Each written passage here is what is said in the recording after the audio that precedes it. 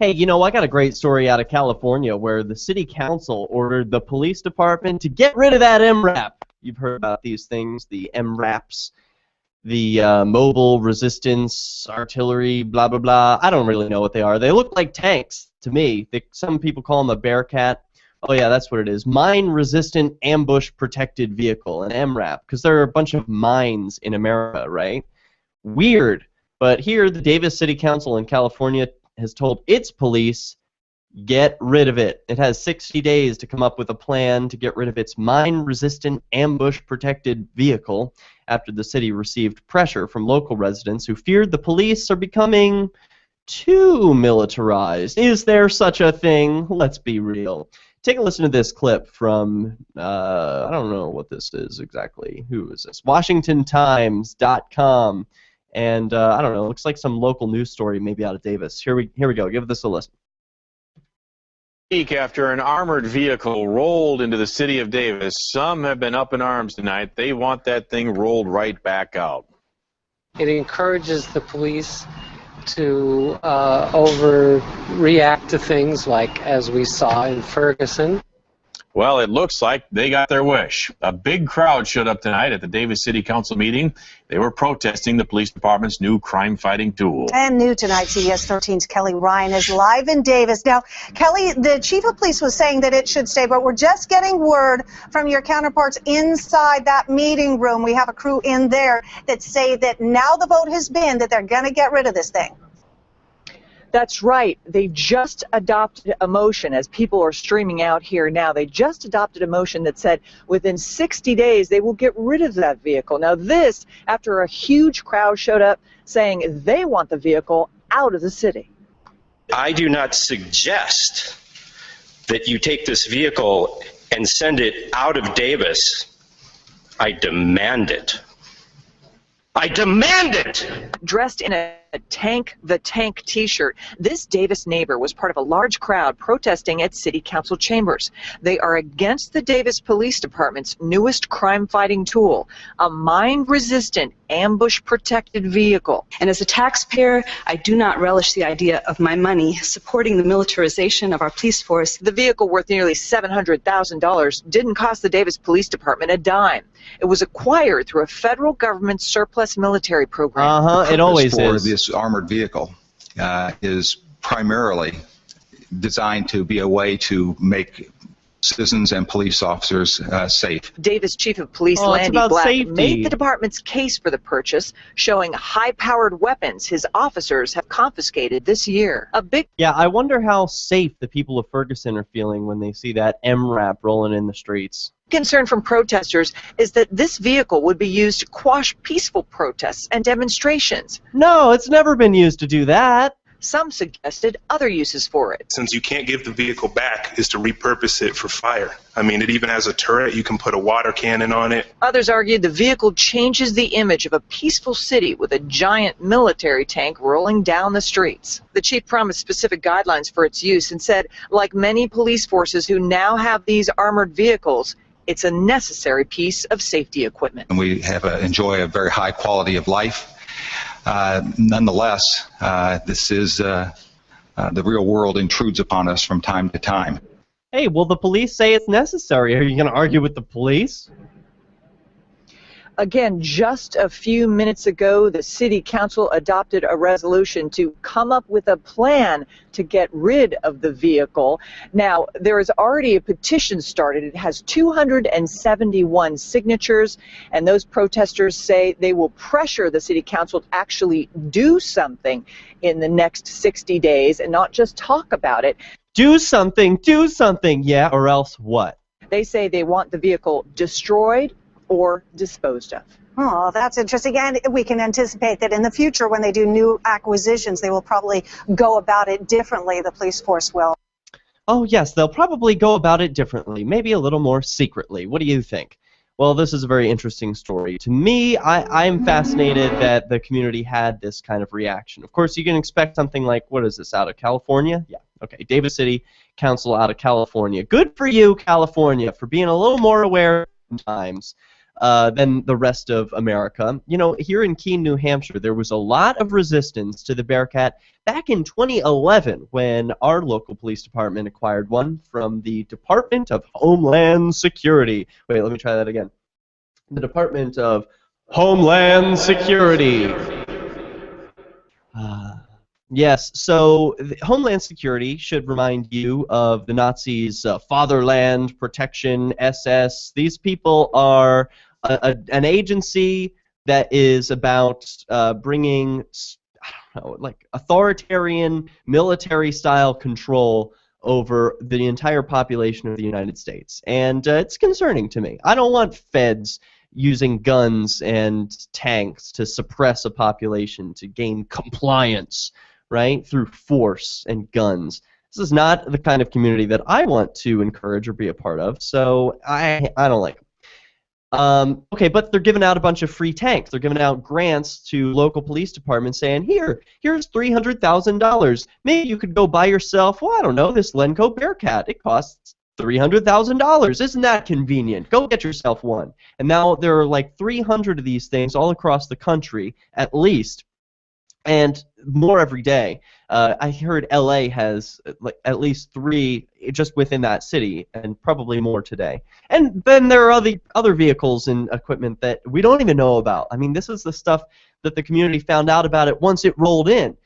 This was Keene saying, you know, before the machine even rolled in, there were so many people in opposition to the Bearcat here in Keene that the fire marshal had to come down to City Hall and regulate attendance in person by counting how many people were allowed in the room. It was that packed. And all the people were saying they were against it. The only people who were for it, you can guess, they were law enforcement, or they worked for the city, or they were retired law enforcement. Those 3 groups are the people who said, yeah, we want a tank. We don't care what it's for. We just want one, you know, because it's free. And we don't have to pay for it. So we could repurpose it, we could use it, we look like heroes. If we don't have one, then we're at a disadvantage. Everyone else is going to have one. We got to keep up with the Joneses. You don't think that governments play the same rule of keeping up with the Joneses as everyone else? They absolutely do. And if they can get free money to do it, well, then they're just further incentivized to get another tank. They'll get 10 more tanks. They'll get aerial raid gear. They'll get anything they can get their hands on if they think it will benefit them. And more equipment always benefits them. Oh yeah, you notice it's got a turret on there, right? That's for safety, isn't it? Yeah, I don't buy it. I think the turrets are used for shooting guns out of and for killing people. And what have we seen these MRAPs and Bearcats used for? Bearcat, by the way, is ballistic engineered armored response counter-attack truck. We don't need them. I don't want them. The people have spoken. We said, hey, I prefer an Andy Griffith cop, not a riot gear cop. One with more equipment on than a soldier in Afghanistan. Not the kind of world we want. All right, so good. We're seeing some peaceful resistance. You know what I'd like to see next? People give some teeth to that resistance. Say, no, I don't want this tank, and if you don't get rid of it within 60 days, I'm not paying your taxes anymore. Hey, a listener commented while we were away saying, hey, isn't UC Davis the place where that cop pepper sprayed those protesting students? Oh, yeah. Yes, it is. So the city of Davis in California, they know a thing or two about police aggression, maybe police, what's that called, excessive force. Yeah, well, they know about that firsthand, and it looks like there's some pushback in this community. The California town ordered the police department to get rid of their MRAP vehicle. MRAP, again, stands for Mine Resistant Ambush Protected. Yeah. The Davis City Council in California told its police it has 60 days to come up with a plan to get rid of its mine-resistant ambush-protected vehicle. After the city received pressure from local residents who feared their police are becoming too militarized. The vehicle, worth nearly $700,000, was acquired by the Davis Police Department for free a few weeks ago through a U.S. military surplus program. Its arrival sparked immediate controversy within the community, bringing a large crowd to Tuesday night's city council meeting. Quote, I would like to say that I do not suggest you take this vehicle and send it out of Davis. I demand it. I demand it! Shouted a man dressed in a Tank the Tank t-shirt. Our expression was thanks but no tanks. Quote, my understanding is that these vehicles were designed to help reduce casualties and fatalities among our military personnel in places like Iraq and Afghanistan, where they were being blown up by mines and being ambushed. I don't think these things are happening very often in Davis. That from one resident who spoke during the public forum. Oh, we've got another video from an NBC affiliate. Let's check this out. That belongs in a war zone, but it can be found cruising Connecticut streets. As Fox Connecticut's Bo Berman explains, that's because the Willimantic Police Department's new 21-ton truck is from a war zone. Oh yeah, that's new great. 13-foot-high ride tends to turn heads around town. There's a lot of what is that thing kind of a look. Again, this is mostly used in military applications overseas in the time of a war zone. So for people to see it driving down a residential street, they're really curious as to what is it and where did it come from. It came from Iraq and Afghanistan, and it's called an MRAP, a mine-resistant, ambush-protected truck. It is a truly multi-purpose vehicle. The 22 feet long, $700,000 tank-like truck holds 2 in the front plus 8 to 10 officers in the back. It's now part of Willimantic's SOG, or Special Operations Group. Okay, so really, you've taken a look at this thing. It's huge. It's a tank. And, no, of course it's not the tank like we're familiar with from World War II. Tanks have gotten a little more advanced since then. They have normal wheels. Of course, they still can't be shot out. You shoot at those wheels, they're completely resistant to that. The side armor can take a 50 cal bullet. You know, this thing is a tank, and it's rolling down American streets. Of course, people are saying, oh, I'm turning my head. I'm saying, where did this come from? And what are you doing with it? In police work, you never know what's going to happen. With air pressure doors and steel that's bulletproof up to 50 caliber, Willimantic police say this is more than just a new tool. It's a truck that will save lives. Oh, it'll save lives. How's that? Is it going to be used in, let's jump into a burning building and rescue some kids? Yeah.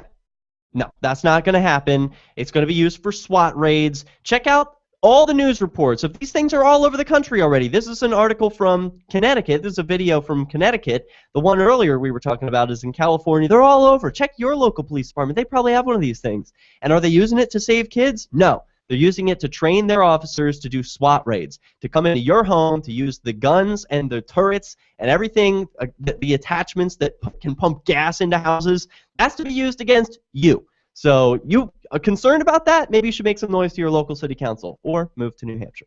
Both good options. Let's continue this video. If something were to go wrong and say someone were to start shooting at the police like what happened last summer. In June 2013, Officer Kevin Winkler was shot in the arm during a routine well-being check, allegedly by 34-year-old Andrew Samolis.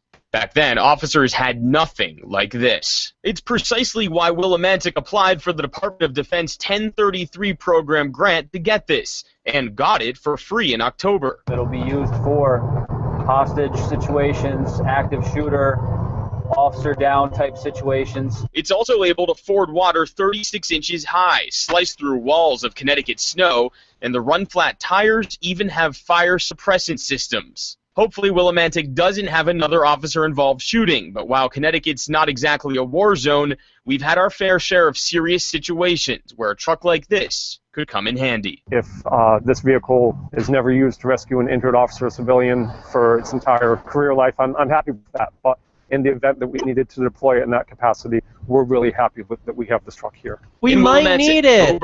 Well, you get what you prepare for, don't you? It's concerning to me that this officer thinks he might need to use this vehicle because, of course, we know that when you have something, they're going to find an excuse to use it. So this machine is going to be just one of those things that police are going to normalize. Okay, so you might get rid of one in Davis, get rid of one in Keene, New Hampshire. But you can't get rid of them everywhere, and this is something that the police are just saying, you're going to have to get used to this because there's nothing higher than officer safety. We can't do anything unreasonable. No, spending millions of dollars, no expense spared. Nothing we can do is unreasonable. You have to protect officer safety at all costs, even if there are aliens, even if there's an android, even if there's a asteroid invasion. All of these things you need to protect against because we never know what could happen to officers. So they need tanks, they need turrets, and they need castles. Why don't we build them castles next? I mean, this is what this is about, is government being more powerful than you. They need to show you who's in charge, right? And when there were tribes of people living in caves or whatever, I'm just speculating, there had to be one strong man, who didn't have to be, but there was one strong person who would show, I'm in charge, okay? And if you don't like how I run this ship, you can get out because I'm going to bust your head in. Those are the people, they still exist today, they're still among us in our tribe, but they wear badges and carry guns, and now they drive around in tanks. I'm concerned about what the direction our society is heading when these types of people have access to tanks. Okay, this is something that's really concerning, and kudos to the Davis community for kicking that thing out. I'd like to see more communities stand up and do exactly the same thing. Although they don't have the teeth to say, and we're not paying for it. If that would be, I mean, that would be the real nail in the coffin. If people were like, look, police department, you have gone too far. We didn't authorize anything you do. You pepper spray our damn students. Now you've got a tank rolling in the streets that we know you're going to use for protesters. Oh, you say it's for safety, but we know what you use this for because we've seen how you act in the past. We've seen how officers acted during Occupy Wall Street. It's happening all over again, and history never rhymes, does it? So they know exactly what's going on, and the people are resisting it. Good on them. They should be. It's just a shame that Keene and Manchester and the other places where the Bearcats ended up in New Hampshire weren't able to be successful. But maybe we can follow in the footsteps of UC Davis or the Davis City Council now that there's been some success on that front. Get rid of that truck. We don't want it. Okay? We didn't pay for it. It just marched in. It can just march out, to borrow a line from Ron Paul. All right, speaking of the Bearcat and Keene, it was featured in a recent video by, I'm not exactly sure, was it Reason TV who produced this video? Take a listen. There's never been a better time for your police department to stock up on military-grade equipment. Tons of equipment! And the Pentagon wants your department to get that equipment for free! Free! Leave the nightsticks to those pussy-ass bobbies.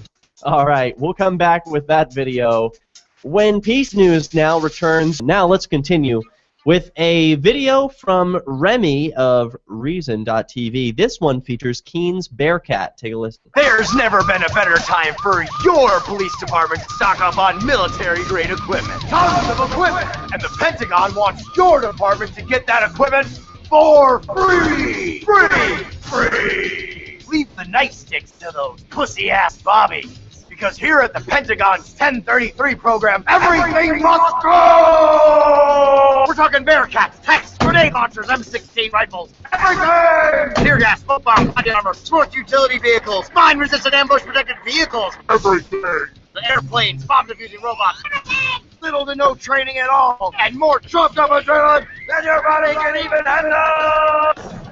Got some BS demonstration? Gas that thing. Got a jaywalker? Chase him down with a free helicopter. Oh, you think your town's too small for a tank? We've given tanks to Fargo, North Dakota, Story County, Iowa, and Keene, New Hampshire. Got a strawberry festival? You need a tank. Is your town having music in the park? You need a tank. Got a community theater production of Twelfth Night? You needed the tank, good sir. It's a free tank. We gave away $500 million in gear last year, and we're ready to give away even more. Apply to the Defense Logistics Agency at this 1-800 number below. The 1033 program, bringing local police departments military-grade equipment from our war zone to your war zone. God bless America. Okay, I don't want my community to look like a war zone. I don't know about you. And I think it was pretty cool that Keene, New Hampshire was mentioned in this video, which was obviously a parody of Power Thirst. If you enjoyed this video, go watch the original Power Thirst. It's hilarious and from like 10 years ago now. Okay, so yeah, Keene, New Hampshire has a population of about 23,000 people, and that was the joke. He was like, your town too small? Think again. I mean, 23,000 people. And he mentioned a strawberry festival. The actual reason given on the application for the Bearcat, one of them was that there is a pumpkin festival here in Keene, New Hampshire that needs a little more monitoring than your average festival, apparently, because it requires a tank. Very concerning that the police thought that was a legitimate excuse to buy themselves a free tank with Department of Homeland Security money. And doesn't it concern anyone that they're applying to a grant from an organization called the Department of Homeland Security? I mean, it sounds a little too close to the fatherland for me. But let's encourage more cities and towns to take this tactic as City Council of Davis did in California. Here's another quote from the police chief in Davis. He says, quote, "There is legitimate need, a very obvious tactical need for this vehicle. The plan was to use the vehicle for rescues and covering officers during high-risk situations. The residents fear the vehicle could be used to quell protests, especially in light of the recent clashes between police and demonstrators in Ferguson, Missouri." In fact, one of the listeners of this program sent me a link to a picture of that UC Davis cop pepper spraying the famous image of the signing of the Constitution. So he gets all his pepper spray all over the Constitution, voiding it out. Nice little image there. Sometimes an image can speak 1,000 words. Now, the residents are afraid that the police are going to use this thing to quell protests, and they're absolutely right. Others mentioned the 2011 police response during the Occupy movement. Council members agreed to meet with the police department and work on a solution in repurposing the vehicle, and will also take a closer look at the acquisition policy. Well, that's a start. Thanks for leading the way, California. I'm very surprised to see that's the case, but hey, credit where credit's due. So Everything Must Go, great video. You can catch a link to that over at freekeene.com, where Ian posted an embedded video from Reason.tv.